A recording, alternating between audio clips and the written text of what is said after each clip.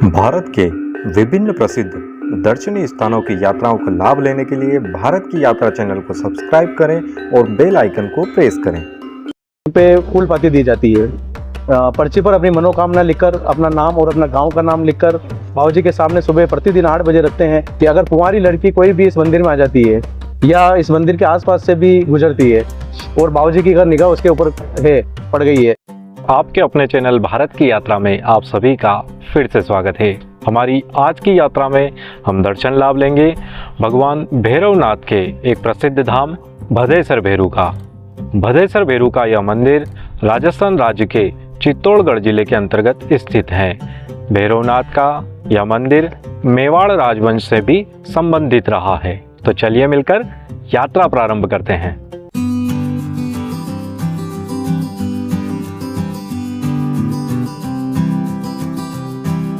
तो दोस्तों, हम पहुंच चुके हैं भदेसर भैरवनाथ के इस पावन धाम की परिसीमा में।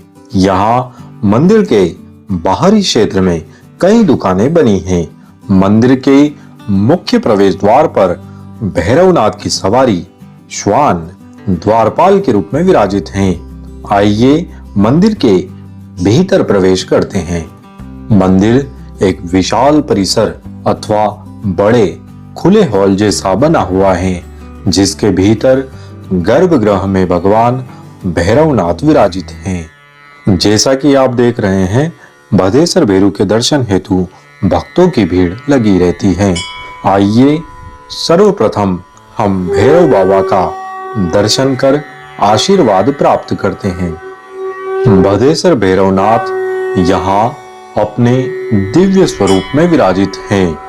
गर्भगृह के बाहर भैरव बाबा के गोरे स्वरूप व नीले कृष्ण स्वरूप की छवि विराजित हैं। मुख्य गर्भगृह में भदेसर भैरवनाथ अपनी सिंदूरी आभा से श्रद्धालुओं के मन को मोह लेते हैं। रजत मुकुट धारण किए हुए भैरवनाथ हाथों में अस्त्र शस्त्र धारण किए हुए हैं। भगवान भैरवनाथ चांदी के छत्र के तले विराजित होकर भक्तों की पीड़ा हरते हैं। भगवान भैरवनाथ के इस दिव्य स्वरूप के दर्शन करने मात्र से एक अलौकिक शांति का अनुभव होता है। मंदिर के बाहर ही भैरव बाबा की प्रिय सवारी श्वान की मूर्ति बनी हुई है। आइए अब मुख्य मंदिर में ही विराजित भैरव बाबा के काल भैरव स्वरूप का दर्शन करते हैं। यहाँ काल भैरव भगवान को मदिरा का प्रसाद चढ़ाया जाता है। भगवान भैरवनाथ के सम्मुख जलती हुई इस धुनी से सारा परिसर जगमगा उठता है।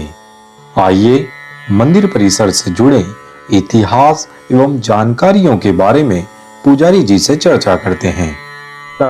नमस्कार, जय श्री राम, आदेश आदेश। मेरा नाम रविनाथ योगी है और भदेसर भैरवनाथ मंदिर का मैं मुख्य पुजारी हूँ और 1100 वर्ष से हमारा इस समाज नाथ संप्रदाय इसकी पूजा करते हुए आ रहा है। इस मंदिर के बारे में मैं कुछ ऐतिहासिक बातें बताना चाहता हूँ आपको। ये मंदिर राजा महाराजाओं के टाइम से स्थित है भदेसर गांव में। 1100 वर्ष से ये मंदिर इसी स्थान और इसी पाठ पर श्री भदेसर भैरवनाथ विराजमान है। और यहाँ का जो इतिहास है वो ये है कि वो सामने भदेसर भैरू जी के मंदिर मूर्ति के सामने एक बावड़ी है। उस बावड़ी में का जल स्रोत है। पूरे गांव के अंदर एकमात्र पहले जल स्रोत यही था। उस जल स्रोत से सारे लोग पानी यहीं से भरते थे और इसके 2 रास्ते थे। तो एक रास्ता इनके फ्रंट के बाबूजी के सामने है और एक रास्ता इस साइड लेफ्ट साइड में है। तो जो भी उच्च जाति के जो लोग थे वो मंदिर के अंदर प्रवेश करके और लेफ्ट साइड वाले रास्ते से पानी भरते थे और जो नीचे जाति वाले के जो लोग थे वो मंदिर के फ्रंट वाले से रास्ते से पानी भरा करते थे। इस स्थिति में उस समय भदेसर भैरवनाथ बाल रूप में थे, अपना बाल रूप धारण करके और लोगों के जो औरतें जो पानी भरने आते थे उनके घड़े फोड़ने लगे।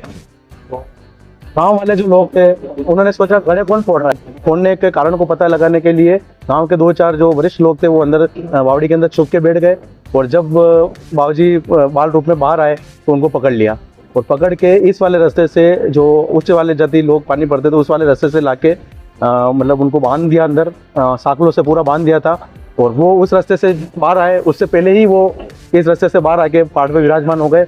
उसी समय से बाबूजी की बहुत प्रतिमा और इस मूर्ति की ख्याति है। जो यहाँ का जो ऐतिहासिक व्यू है वो ये है कि यहाँ पे फूल पाती दी जाती है। पर्ची पर अपनी मनोकामना लिखकर, अपना नाम और अपना गांव का नाम लिखकर बाबूजी के सामने सुबह प्रतिदिन 8 बजे रखते हैं, और जिस काम का होना है और ना होना है उस पर 8 से 12 के बीच में एक बाबूजी के सिर से फूल अपने आप ऑटोमेटिक गिर के उस पर्ची पे गिरता है, और उस जो पर्ची हाँ पे आई है तो उसका काम बनेगा, जो पर्ची ना पे आई है उसका काम नहीं बनेगा। ऐसा ये इतिहास सदियों से और सालों से चला हुआ आ रहा है यहाँ पे। और तीसरी बात, यहाँ का ऐतिहासिक व्यू जो है कि अगर कुंवारी लड़की कोई भी इस मंदिर में आ जाती है या इस मंदिर के आसपास से भी गुजरती है और बाबूजी की अगर निगाह उसके ऊपर है, पड़ गई है, तो फिर शादी के बाद उन दोनों को जोड़े से यहाँ पे धोख लगना पड़ता है। और बात लगती है जिसको चंदिया बोलते हैं, बिना नमक की रोटियां होती है, ठीक है, वो यहाँ पे चढ़ा के दोनों को साथ में धोख लग के और वो उनकी पूरी होती है कंडीशन। इस तरीके से यहाँ पे बहुत सारी ऐसी ऐतिहासिक चीजें हैं जो सदियों से चली आ रही है, और बाबूजी की बहुत बड़ी प्रसिद्धि है। लोगों के बहुत सारे काम होते हैं, दुख दर्द भैरवनाथ करते हैं, तो लोग कहीं से दूर दूर से आ रहे हैं। और शनिवार और रविवार को इनका मेन दिन है, उस दिन बहुत भीड़ रहती है यहाँ पे। और इनका जो भोग है, वैसे तो इनका भोग 7 दिन अलग अलग रहता है, लेकिन जो मेन इनका जो भोग है वो चावल और चूरमे का रहता है। काम पूरा हो जाता है तो लोग चावल और चूरमे का भोग लगाकर बाबूजी को प्रसन्न करते हैं और खुद भी प्रसन्न होकर अपनी मनोकामना पूरी करते हैं। यह इतिहास है इसका बहुत ही अच्छा। और मंदिर अभी हाल ही में भी हमने मंदिर भी नया निर्माण करने के लिए 21 करोड़ में इसका पूरा फेंका हुआ है। जो मंदिर 1000 दिन के अंदर बन के पूरा तैयार होगा, और इसे नया मंदिर बनने से और प्रसिद्धि बढ़े, और भगवान भैरवनाथ सबकी मनोकामना पूरी करे और सबके दुख हरे और सबको खुशहाल रखे। धन्यवाद। भैरवनाथ के इस मंदिर परिसर के भीतर ही एक प्राचीन बावड़ी बनी है, जिसका उल्लेख पुजारी जी ने किया था।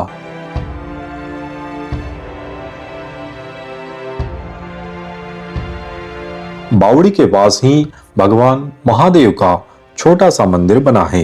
वर्तमान समय में भदेसर भैरवनाथ के चमत्कारों की ख्याति गांव-गांव तक फैली है। यहाँ भक्तों की मनोकामना पूर्ति एवं पर्ची के आशीर्वाद ने इस देव स्थान में श्रद्धालुओं की अटूट श्रद्धा एवं आस्था को बढ़ाया है। इसी क्रम में भदेसर भैरवनाथ के नवीन मंदिर निर्माण का कार्य भी शुरू हो चुका है, जिसका निर्माण के पश्चात एक भव्य स्वरूप होगा।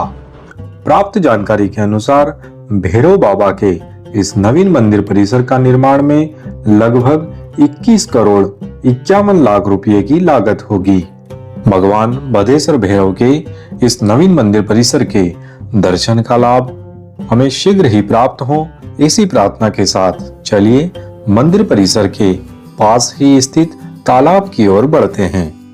यह तालाब प्रकृति की गोद में बसा एक शांत, मनोरम एवं रमणीय स्थान है। यहाँ की हरियाली, स्थान की शांति, पक्षियों का कलरव, जल की ध्वनि एक दिव्य व रोमांचक अनुभव कराती हैं। वास्तव में भगवान भदेसर भैरू के इस दिव्य अलौकिक चमत्कारी मंदिर के दर्शन के साथ साथ इस प्राकृतिक स्थान की यात्रा एक सुखद अनुभूति देती है। तो दोस्तों, हमारी आज की यात्रा के बारे में आपके विचार कमेंट बॉक्स में जरूर बताएं। इसी तरह की अन्य यात्राओं का लाभ लेने के लिए भारत की यात्रा चैनल को सब्सक्राइब करें। मिलते हैं नई यात्रा में नए स्थान पर। तब तक के लिए जय हिंद, जय भारत, जय हो भदेसर भैरवनाथ की।